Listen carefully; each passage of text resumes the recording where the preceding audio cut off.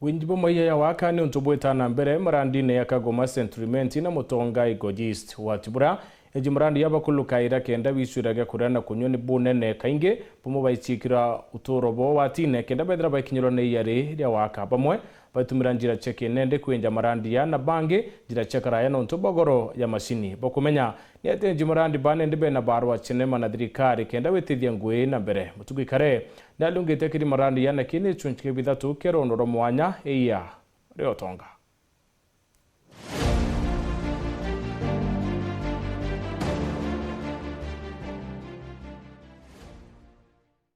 Kirege chunje kya muthia kege Iiga Ria Utonga ni twendete kumenya kethira kwenja igare nirethukagia rira na nande ni turiungite obisi ya nema ya kaunti ya Meru twatirimana na Madam Jessica uro twirite bari na motho jara jatumikaga kugita maiga marandine na kinya ni bethagira bakiaririe ne marandi mbere ya bethira bakiambiria kugita maiga na nkuruki ni batirimanaga nyuma ya mieri 3 na ene marandi jau kwaranira mathina jara bokurukira. We are doing enforcement of the laws that we have, and that includes MK 1999 as well as the environmental impact assessment and environmental regulation of 2003.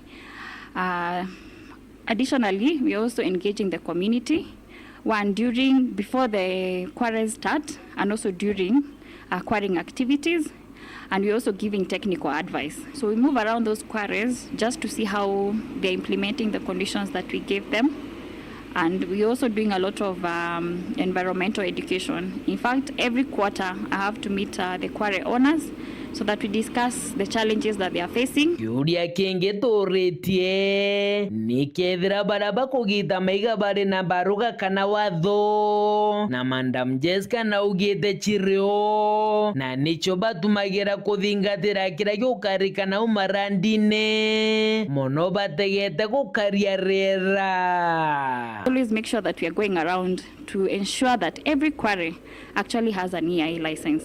So the EIA license usually comes with condition. It's not a blank license. It's not a piece of paper. It is a license that comes with conditions that we call general conditions, operational conditions, and post or what you call decommissioning conditions.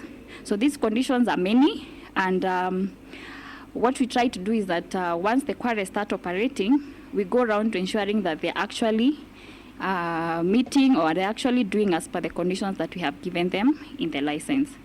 More to that is that the quarry owners are supposed to submit environmental audits, which basically try to see whether the conditions that we gave or even the environmental management plan was adequate. And if it is not, then we are able to give improvement notices and restoration orders just to beef up the conditions that we gave and even beef up the environmental management plan. Bunge Madam Jessica na ugete wenjibwa maiga na njara nijo jari no wati nkurukia maiga ja machini akiuga machini kainge bategitaga maiga kore na mbura gitumi kwethira gote no wati ndira kwa momoka na umarandine inde banjara akiuga rimo bagitaga maiga mburene akeinyeria buruna kabode kagite na kakambura ni bethira bakiumira marandi na monkandera gukara. What we are always advising the quarry owners there is that they have to stop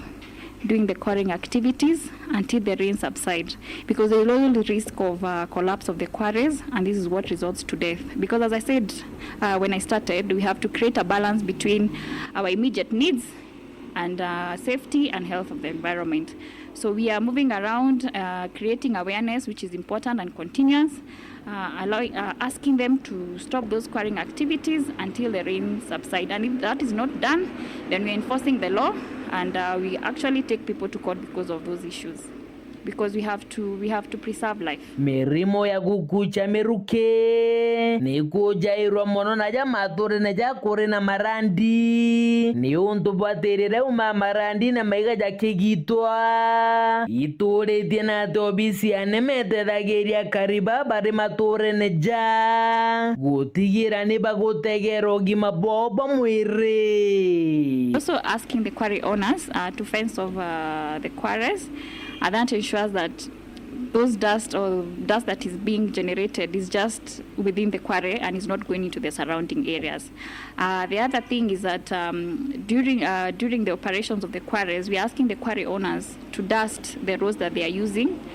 And more to it is that they have to maintain a 30 km/h speed when they are using those feeder roads that of course also connect to other people's homes. Kiripotera titosha wero Juma ria kwari etwa ni motuge kare.